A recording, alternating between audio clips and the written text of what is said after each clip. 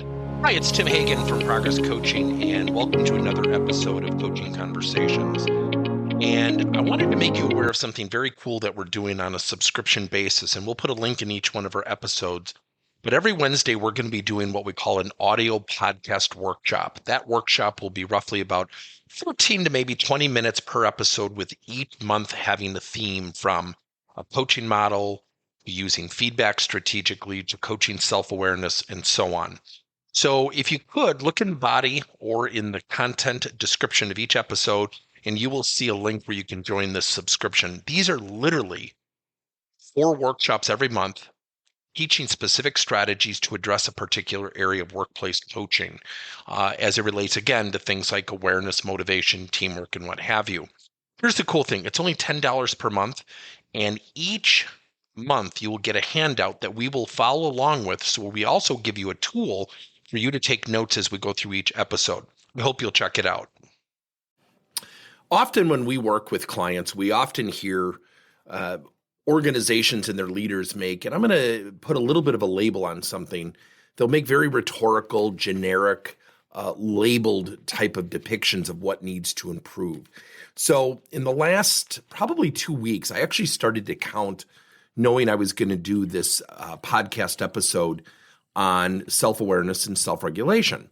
And one of the funny things was, in every one of my client interactions, somebody would say, well, it really is communication. It all comes down to communication. And when we think of communication, think about 2 people having a conversation where there's not 100% agreement. Do people listen to each other calmly, or do people typically listen emotionally? And that really goes to the tenets of not only our self-awareness, but also our self-regulation. So when you think of self-awareness is the ability to see yourself clearly and objectively through reflection and introspection, as well as how one's behaviors can affect others. Self-regulation is the ability to control or redirect disruptive impulses and moods, and the propensity to suspend judgment and think before acting. Now think about those 2 things for a second. Think about somebody who's really impulsive and interruptive and disruptive in meetings. I bet you thought of somebody. Number 2, think of self-awareness. Think about somebody who's got those blind spots. I can save you the suspension or the suspense. We all have them. And when I think about the work of Tasha Eurich, who wrote a book called Insight, think of this startling statistic. In her survey, 95% of the people said, I'm highly self-aware. When she really assessed and tested them, she found out only 10 to 15% were. That means 80 to 85%, 8 to 8.5 people out of every 10 people lack self-awareness. We all lack self-awareness to some degree. So then when you think about how we interact with each other, think about some typical scenarios.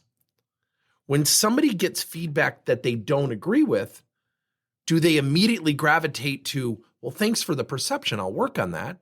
Or do they get negative and defensive and they start to shake their head and they come up with reasons why the person is wrong? Let me give you a second scenario. I just had this last week at a client site, and this happens a lot, where somebody is passed over for a promotion. And all of a sudden it became personal. I can't believe they didn't hire me. I got screwed was the comment that I heard from this person. And I said, how did you show happiness for the person who did get it? Well, I don't think they were deserving. I said, have you ever been a leader? Well, no, but this is BS. I said, why is it BS? Well, I worked hard for that job. I said, I'm sure you did. Don't you think there's value in the hard work you put in? No, it just went for nothing. I said, it all went for nothing? Well, most of it. I said, wasn't there a value in improving and potentially positioning yourself for the next opportunity? Well, yeah. And what if I told you that it would show great character to be happy for the person who did get the promotion, and oh, by the way, they had nothing to do with you getting screwed? Person goes, yeah, you're right. I should probably go congratulate him. And see, what happens is we lose ourselves in these moments. And when you think about that, we tend to listen emotionally. We tend to react emotionally. When there's disagreement, we don't go to a place of calmness. Case in point, have a Democrat and a Republican go out for lunch and get into a spirited conversation about policies. By the time the salad comes, there will be raised voices probably. So what we have to do is think about everything we do, from leadership, training, mentoring, coaching. It all starts with self-awareness and self-regulation. See, I score very low in empathy. So I know when an employee or somebody that I work with is struggling, I have to remind myself of that, to acknowledge how they're feeling. And I don't do it great. I struggle with it. And I don't say that to give myself permission to continue to struggle with it. I say it because I need to work on it. Self-awareness, self-regulation. I have ADD. I can be very quick. I can come up with ideas. I'm impulsive, not because I want to cut somebody off. And that's where we have to understand the battle of intention. I don't mean to be rude or to cut somebody off.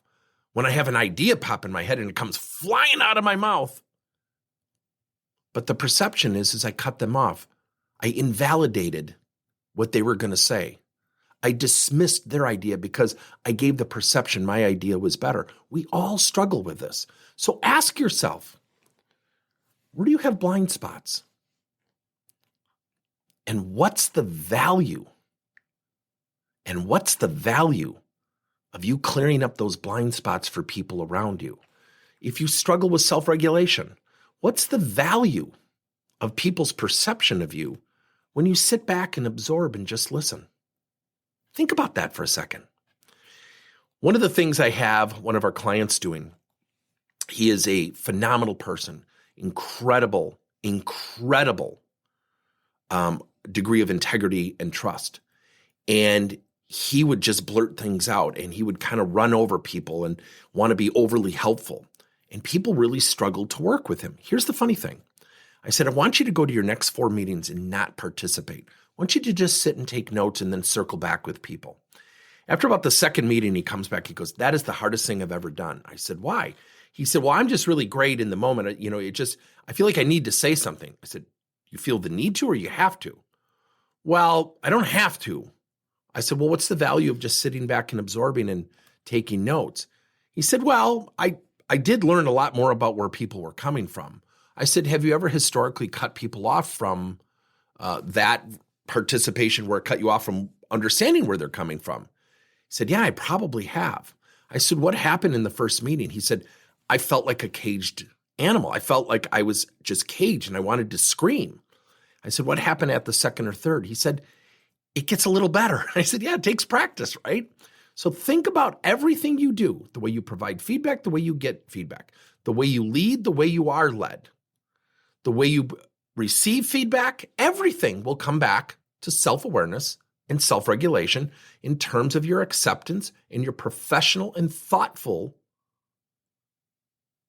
ability to be approachable and coachable. Thank you for listening to another episode of Coaching Conversations by Tim Hagen and Progress Coaching. Now, our company is always coming out with new and innovative solutions to help leaders coach their employees. And recently, we just created a new service called Coach to You, where leaders can pick and choose topics and assign 7 to 21-day programs for employees to learn and, more importantly, apply actions and then reflect and share what they're going to do going forward as a result of the learning. It's called Coach to You. We're literally bringing coaching to your employees. If you're intrigued, we'll have a link in each one of our episodes where you can get more information. And again, thank you so much for listening to another episode.